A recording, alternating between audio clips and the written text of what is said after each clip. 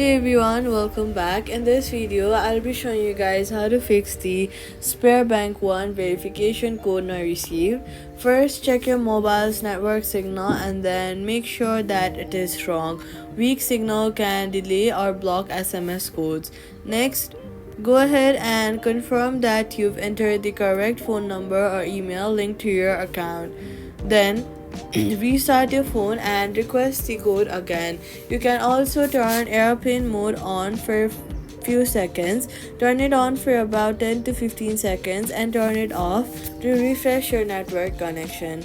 Now if the code is sent by email, open your Gmail app and then click on the three-line option in the top left corner. Next, scroll down and then check your spam or junk folder because it may be filtered there.